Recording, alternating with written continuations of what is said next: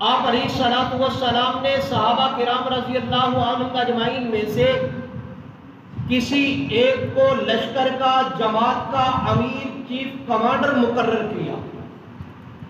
ان جنگوں کی تعداد تقریباً 72 ہے، اور اس جنگ کو سریہ کہا جاتا ہے۔ تو یوں سمجھے 72 جنگیں وہ کہ جس میں حضور علیہ الصلوۃ والسلام شریک نہیں ہوئے، 28 وہ جنگیں کہ جس میں آپ علیہ الصلوۃ والسلام بنفس نفیس خود شریک ہوئے۔ 72 اور 28 کتنی جنگیں ہوئی کل؟ 100۔ 100 جنگیں ایسی ہیں کہ جو صرف اور صرف 10 سال کے عرصے میں لڑی گئی، اور یہ کوئی معمولی جنگیں نہیں۔ آج 10-15 سال کے عرصے میں چند دنوں کے لیے کسی ملک کے اندر جنگ چھڑ جائے تو ملک کا دیوالیہ نکل جاتا ہے، معیشت تباہ ہو جاتی ہے، ملک کا ستیہ ناش ہو جاتا ہے، بچے، بوڑھے، جوان، مرد، عورتیں سب بھوکے اور پیاسے تڑپنے لگ جاتے ہیں۔ لیکن قربان جائیے آپ علیہ الصلوۃ والسلام کی جرت، بہادری، حوصلے اور اخلاص پر 10 سال کے عرصے کے اندر 100 جنگیں ہوئی، اور اللہ رب العزت نے آپ علیہ الصلوۃ والسلام کو، آپ علیہ الصلوۃ والسلام کے صحابہ کو کامیابی اور کامرانی سے سرفراز فرمایا۔ آپ علیہ الصلوۃ والسلام 13 سال مکہ مکرمہ کے اندر رہے۔ 13 سال کے اندر رات دن آپ علیہ الصلوۃ والسلام نے ایک ایک پر محنت کی، لا الہ الا اللہ کی دعوت دیتے رہے، توحید قبول کرنے کی دعوت دیتے رہے۔ آپ علیہ الصلوۃ والسلام کو یہ حکم ہوا، آپ نے صرف تبلیغ کرنی ہے، آپ نے صرف لوگوں کو دعوت دینا ہے، اس پر آپ پر مشکلات آئیں تو برداشت کریں۔ اگر کوئی آپ کو مجنون کہتا ہے، دیوانہ کہتا ہے، پاگل کہتا ہے، آپ کے راستے میں کوئی کوڑا کرکٹ بچھاتا ہے، یا اسی طریقے سے چھوٹے چھوٹے بچوں کو آپ کے پیچھے لگا دیا جاتا ہے، تو آپ نے بدلہ نہیں لینا، آپ نے صبر سے برداشت کرنا ہے۔ 13 سال کے عرصے میں اسلام قبول کرنے والوں کی تعداد 70، 80، 100 سے کم، اس سے زیادہ نہیں۔ لیکن جس وقت حضور علیہ الصلوۃ والسلام مکہ مکرمہ سے مدینہ منورہ کی طرف ہجرت کرتے ہیں، تو مدینہ منورہ میں آپ علیہ الصلوۃ والسلام کا مدینہ کا رہنے والا یہودی بھی مخالف ہے، مدینہ کا رہنے والا عیسائی بھی مخالف ہے، مدینہ کے رہنے والے منافق بھی آپ علیہ الصلوۃ والسلام کے مخالف ہیں۔ اب جب حضور علیہ الصلوۃ والسلام مدینہ میں تشریف لاتے ہیں، مدینہ اتنا ہے جتنا آج مسجد نبوی ہے، اس سے زیادہ نہیں، اور مدینہ منورہ میں رہنے کے لیے اپنا ذاتی مکان حضور علیہ الصلوۃ والسلام کے پاس نہیں۔ حضرت ابو ایوب انصاری رضی اللہ تعالیٰ عنہ کے گھر میں رہتے ہیں، اور اسی طریقے سے مسجد نبوی بنانے کے لیے ذاتی زمین نہیں، زمین کو خریدنے کے لیے، مسجد بنانے کے لیے چندے کی اپیل کرنا پڑی۔ اب مدینہ میں جب حضور علیہ الصلوۃ والسلام پہنچے، آپ نے بچوں پر محنت کی، جوانوں پر محنت کی، بوڑھوں پر محنت کی، عورتوں پر محنت کی، ایک ایک کے دل کے اندر جذبہ جہاد پیش کیا، جہاد کی اہمیت، عظمت ان کے سامنے رکھی، اور محنت کا نتیجہ یہ نکلا، آپ علیہ الصلوۃ والسلام مکہ سے مدینہ آتے ہیں تو تعداد 100 سے کم، رہنے کے لیے مکان نہیں، اور مسجد نبوی بنانے کے لیے زمین نہیں ہے۔ لیکن 10 سال مدینہ منورہ گزارنے کے بعد جب حضور علیہ الصلوۃ والسلام اس دنیا سے تشریف لے جاتے ہیں تو 9 لاکھ مربع میل پر اسلام کا جھنڈا لہرایا جا رہا ہے۔ 1,24,000 یا 1,44,000 صحابہ کرام کی ایک جماعت، ایک لشکر ترتیب دے کر جا رہے ہیں۔ یہ سب کچھ اللہ رب العزت نے جو عطا کیا جہاد کی برکت سے عطا کیا۔ جہاد میں آپ علیہ الصلوۃ والسلام کے دل میں بھی اخلاص، اور حضور کے ساتھ جو حضرات صحابہ کرام رضی اللہ عنہم اجمعین تھے ان کے دلوں میں بھی اخلاص تھا۔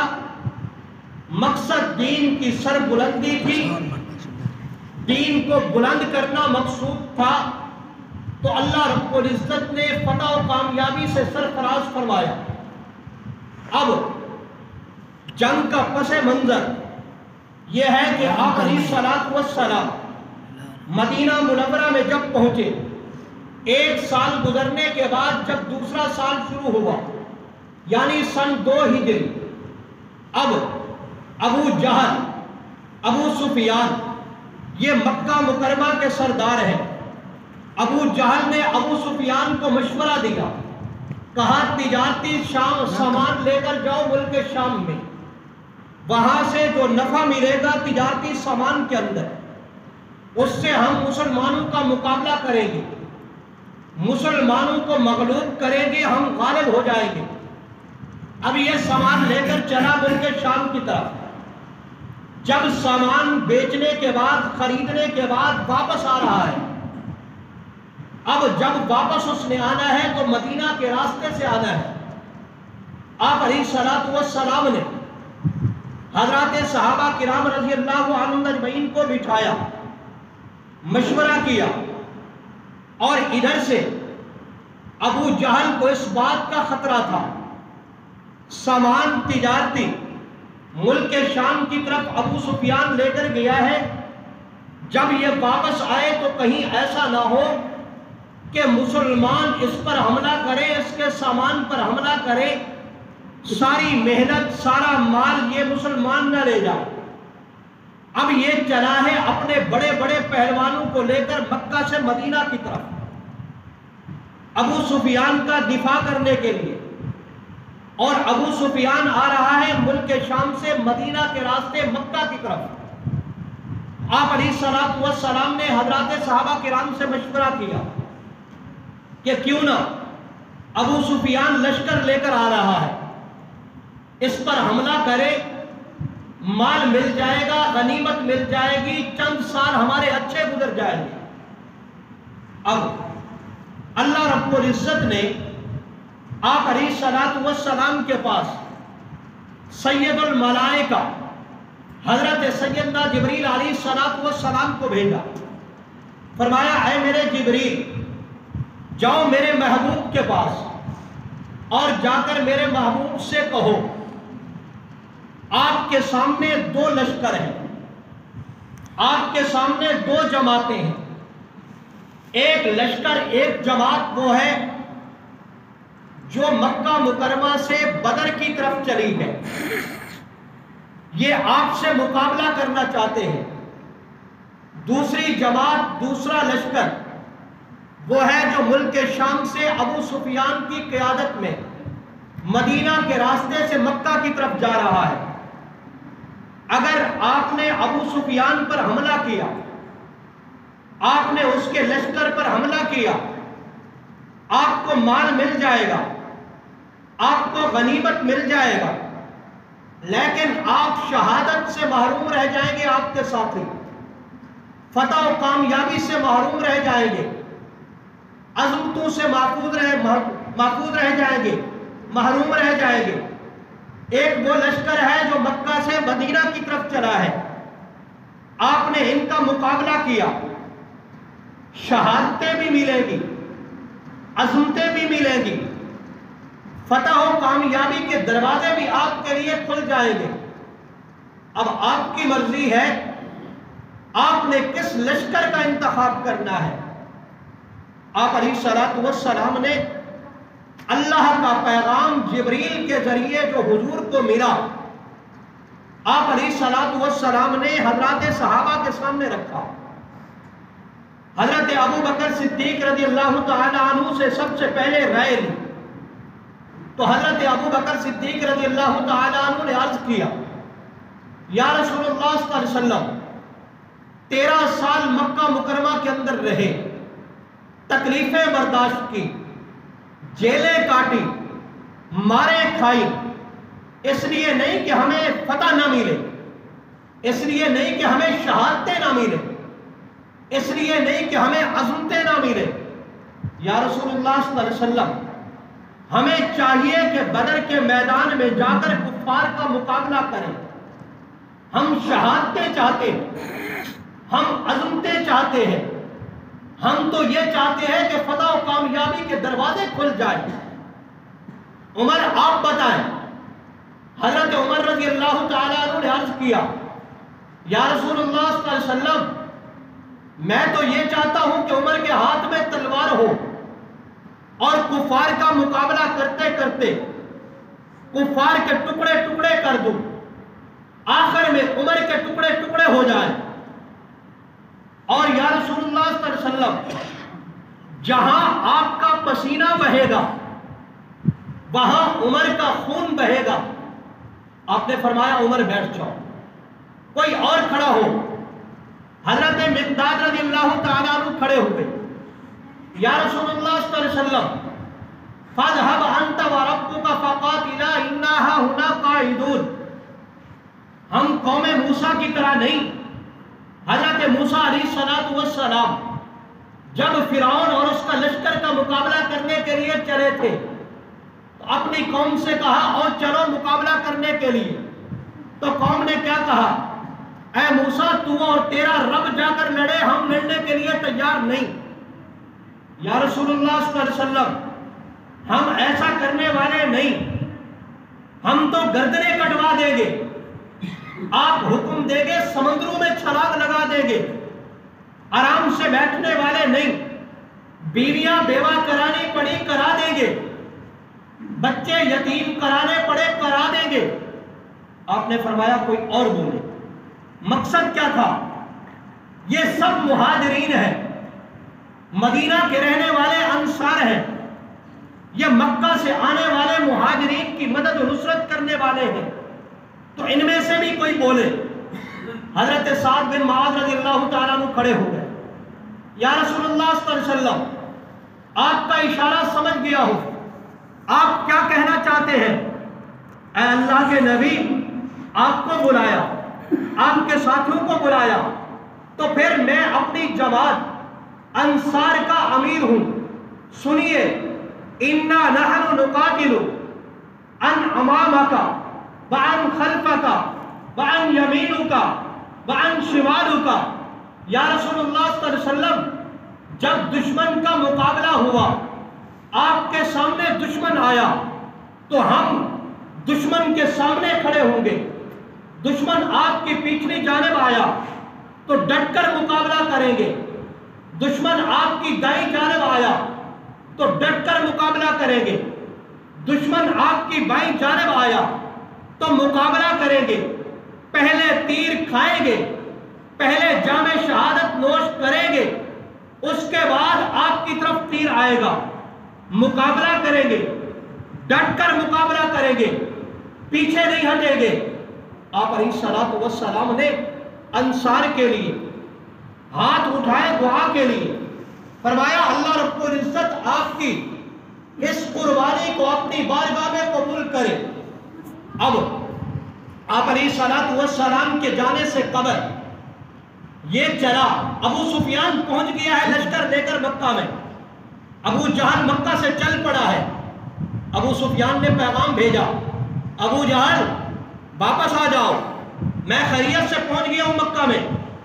لیکن ابو جہل کو اپنی طاقت پہ ناز تھا، اپنی قوت پہ ناز تھا، اپنے لشکر پہ ناز تھا، اپنے اسلحے پہ ناز تھا۔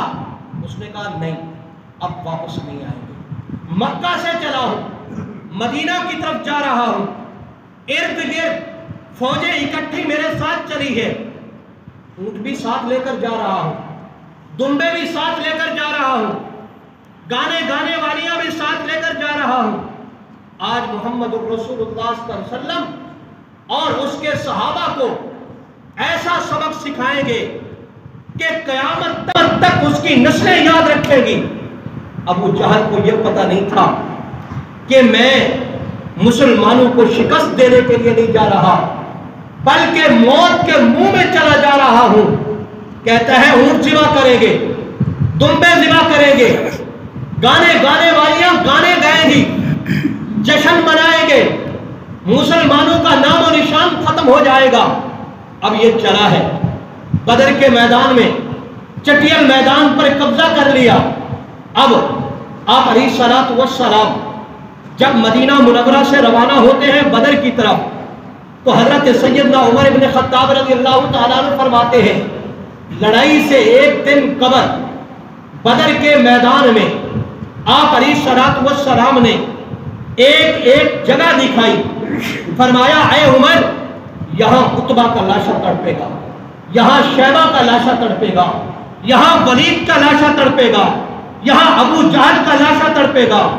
حضرت عمر رضی اللہ تعالیٰ عنہ فرماتے ہیں 70 مقامات آپ علیہ الصلوۃ والسلام نے بتائے اور ایک کافر کا نام لے کر بتایا، یہاں فلاں تڑپے گا، یہاں فلاں تڑپے گا، یہاں فلاں تڑپے گا۔ جب میں نے آپ علیہ الصلوۃ والسلام کی زبان اقدس سے یہ الفاظ سنے تو میں سوچنے پہ مجبور ہو گیا۔ 313 نہتے، 2 گھوڑے ہمارے پاس، 70 اونٹ، 8 زریں، 6 تلواریں، ٹوٹی پھوٹی تلواریں، اور حالت یہ ہے مکمل لباس ہمارے اوپر نہیں۔ کس طرح اتنے بڑے بڑے پہلوان، ایوارڈ یافتہ پہلوان کفار کے، ان سے مقابلہ، اور فلاں فلاں جگہ پہ اتنے بڑے پہلوان تڑپیں گے، سمجھ نہیں آتی تھی۔ لیکن یہ پورا یقین تھا کہ خاتم الانبیاء، محبوب کبریا، راحت العاشقین، مراد المشتاقین حضرت محمد رسول اللہ صلی اللہ علیہ وسلم کے ساتھ اللہ کی مدد ہے۔ اللہ جو اپنے نبی سے وعدہ کرتا ہے، اہل ایمان سے جو وعدہ کرتا ہے، اس وعدے کو پورا کرتا ہے۔ 1-2 کافر ہاتھ آئے، آپ علیہ الصلوۃ والسلام نے پوچھا تمہاری تعداد کتنی؟ انہوں نے کہا نہیں معلوم۔ آپ علیہ الصلوۃ والسلام نے فرمایا اچھا یہ بتاؤ ایک وقت کتنے اونٹ ذبح ہوتے ہیں کھانے کے لیے؟ کیونکہ اونٹوں کی بھرمار تھی جس وقت لے کر آئے۔ تو کفار نے جواب دیا ایک وقت 9 سے 10 اونٹ ذبح ہوتے ہیں۔ آپ علیہ الصلوۃ والسلام نے فرمایا میرے صحابہ ان کی تعداد 900 سے 1000 تک ہے، یعنی 100 آدمی ایک اونٹ کھاتا تھا۔ اب جب مقابلے کی تیاری ہو رہی ہے، وہ بدر کے چٹیل میدان میں پہنچ گئے اور آپ علیہ الصلوۃ والسلام اپنے 313 نہتوں کو لے کر پہاڑی پر ریتلی جگہ پر پہنچے۔ اب وہاں انسان کا دوڑنا تو دور کی بات، وہاں گھوڑا بھی نہیں دوڑ سکتا۔ اب ان کو چٹیل میدان ملا، ان کو ریتلی جگہ ملی، ٹیلا ہے۔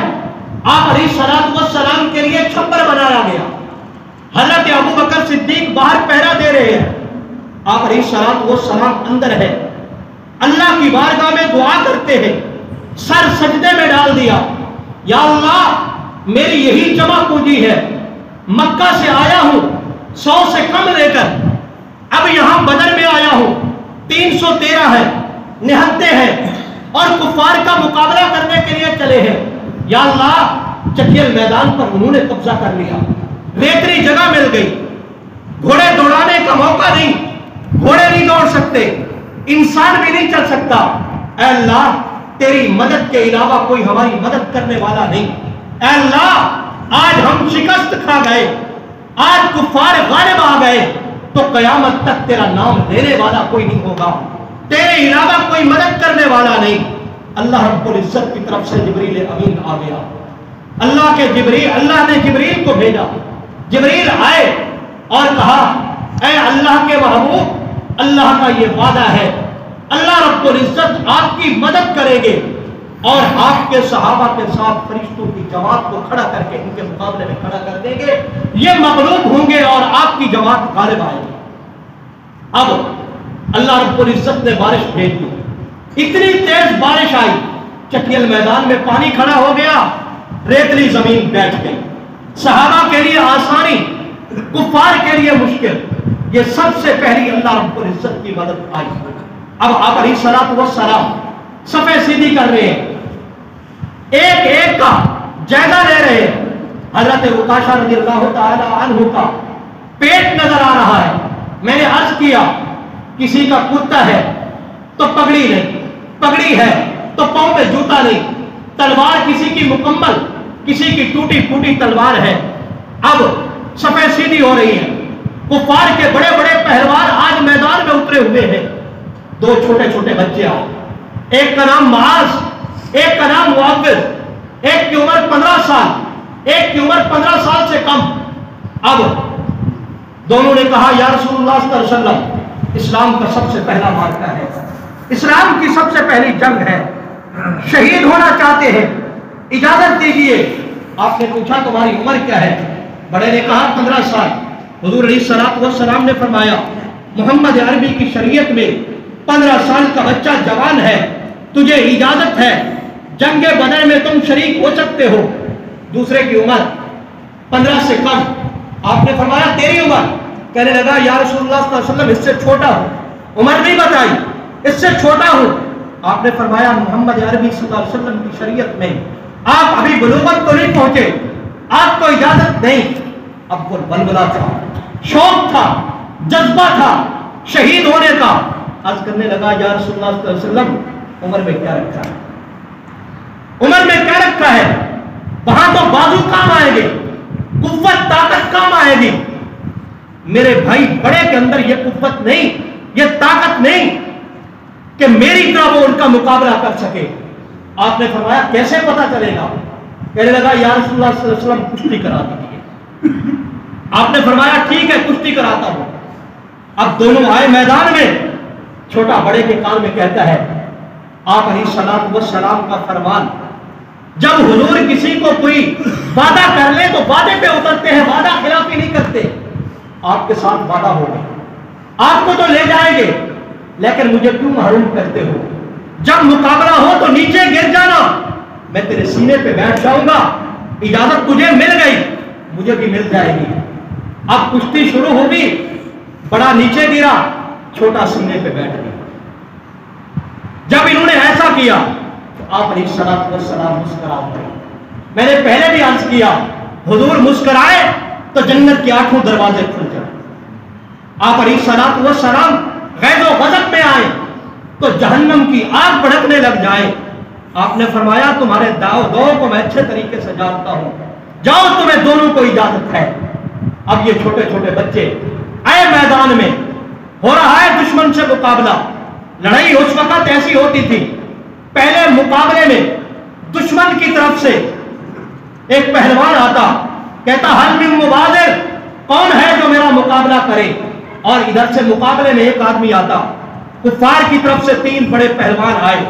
ایک کا نام عتبہ بن ربیعہ، 67 سال عمر اور بہت بڑا جنگجو، ایوارڈ یافتہ، شمشیر زنی کا ماہر۔ دوسرا عتبہ بن ربیعہ کا بھائی شیبہ بن ربیعہ، اس کی عمر تقریباً 57 سال۔ اور تیسرا پہلوان ولید، یہ عتبہ کا بیٹا ہے، اس کی عمر 25 سال۔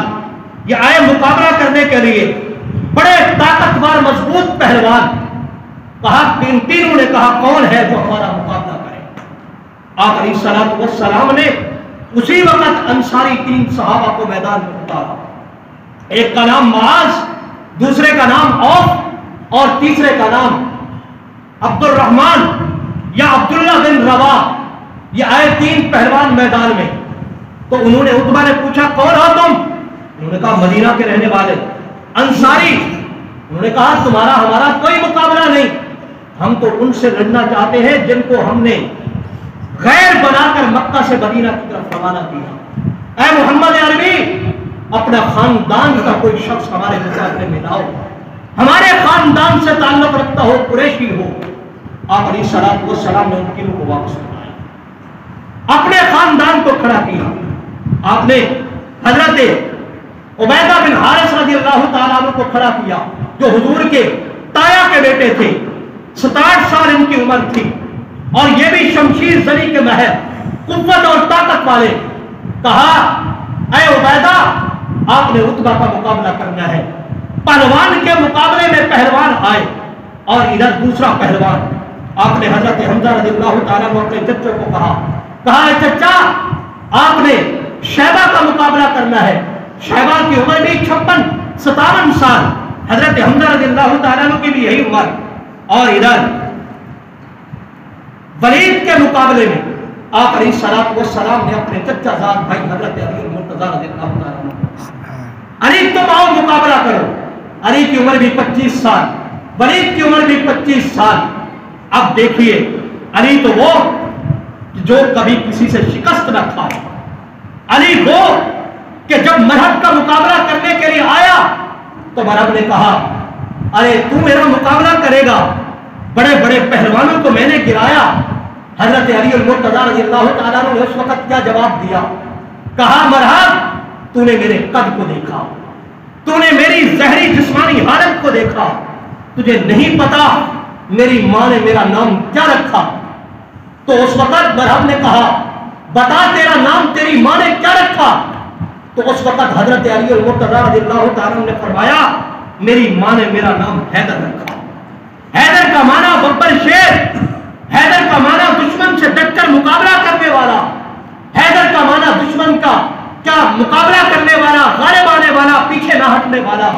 جب تو میرا مقابلہ کرے گا تو تباہ و برباد ہو جائے گا، علی تیرے سینے پر بیٹھا ہوگا اور تو شکست کھائے گا۔ پھر ایسا ہی ہوا، مرحب سے جب مقابلہ ہوا تو حضرت علی المرتضیٰ رضی اللہ تعالیٰ نے اس کا کام تمام کیا۔ تو یہ تین بڑے پہلوان تین کا مقابلہ کرنے کے لیے آئے، تو حضرت علی المرتضیٰ رضی اللہ تعالیٰ نے ایک بار سے ولید کا کام تمام کر دیا۔ اب ادھر حضرت حمزہ رضی اللہ تعالیٰ نے شیبہ کا کام تمام کر دیا۔ اب دو بڑے بڑے پہلوان، ادھر عبیدہ بن حارث اور ادھر عتبہ بن ربیعہ، شمشیر زنی کے دونوں مہر۔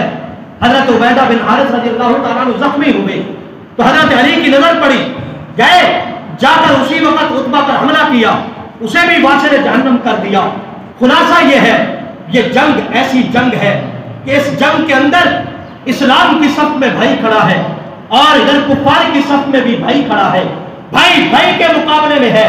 یہاں خاندان کو نہیں دیکھا جا رہا، خون کو نہیں دیکھا جا رہا، رشتہ داری کو نہیں دیکھا جا رہا، یہاں اسلام کو دیکھا جا رہا ہے۔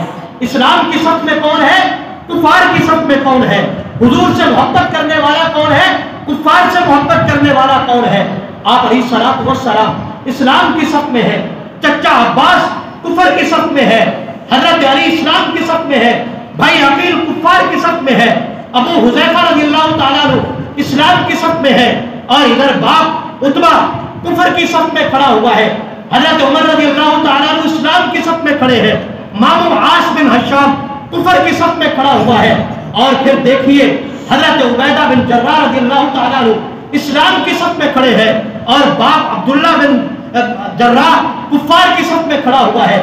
حضرت ابو بکر صدیق رضی اللہ تعالیٰ عنہ اسلام کی صف میں ہے، بیٹا عبد الرحمن کفر کی صف میں کھڑا ہوا ہے۔ حضرت علی المرتضیٰ رضی اللہ تعالیٰ عنہ اسلام کی صف میں ہے، بھائی عقیل کفر کی صف میں کھڑا ہوا ہے۔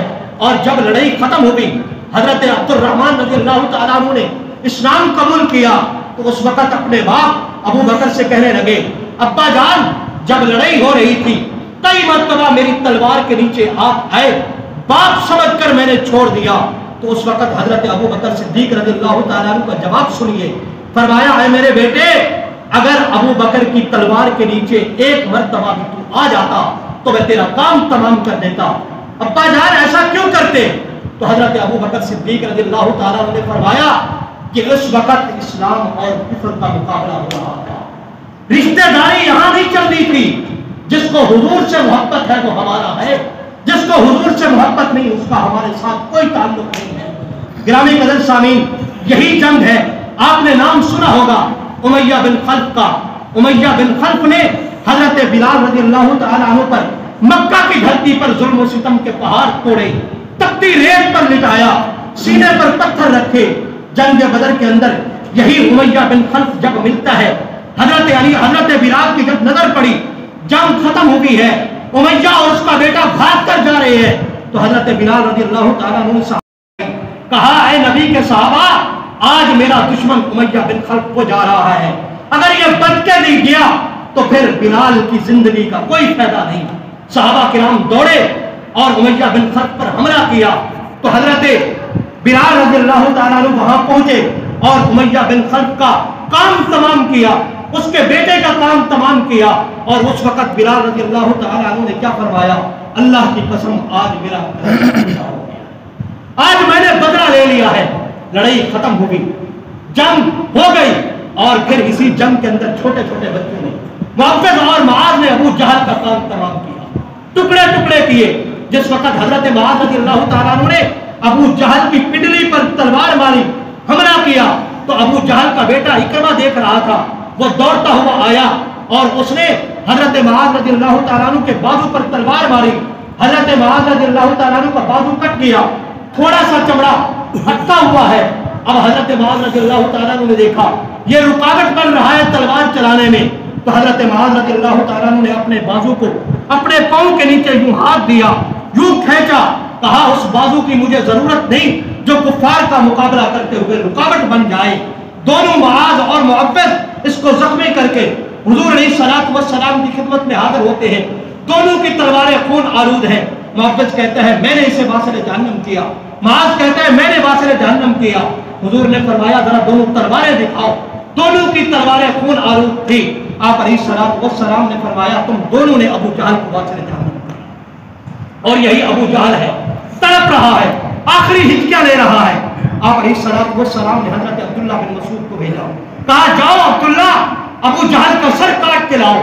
حضرت عبداللہ بن مسعود رضی اللہ تعالیٰ عنہ پہنچے، آخری سانس، آخری ہچکیاں لے رہا تھا۔ حضرت عبداللہ بن مسعود رضی اللہ تعالیٰ عنہ نے اسے کہا اے اللہ کے دشمن بتا اللہ کے نبی کا وعدہ پورا ہوا کہ نہیں ہوا؟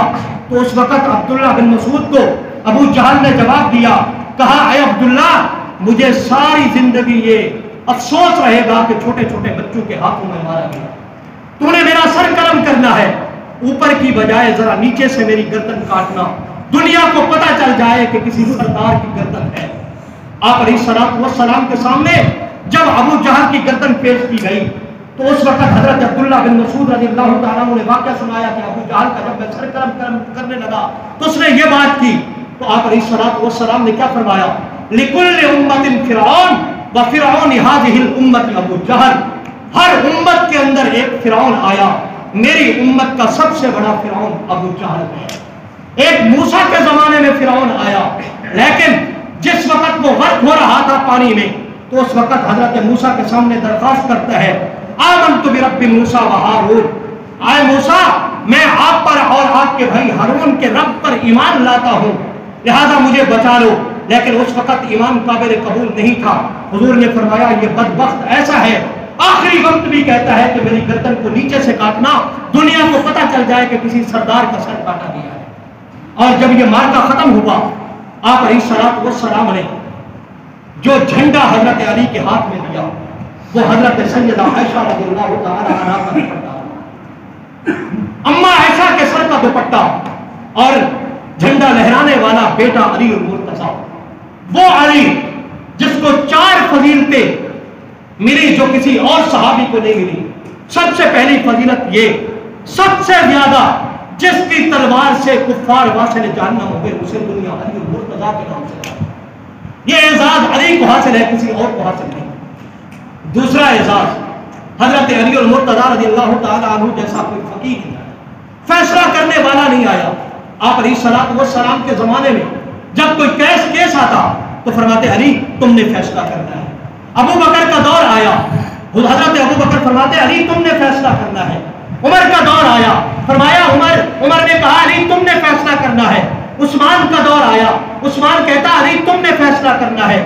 یہ فقاہت، یہ فیصلے کی قوت اور طاقت علی کو ملی، کسی اور صحابی کو نہیں ملی۔ تیسرا اعزاز جو آپ صلی اللہ علیہ وسلم نے حضرت علی کو دیا وہ یہ آپ علیہ السلام نے فرمایا علی کیا تو اس بات پر راضی نہیں کہ تو میرے لیے ایسا ہے جیسے موسیٰ علیہ السلام کے لیے ہارون علیہ السلام.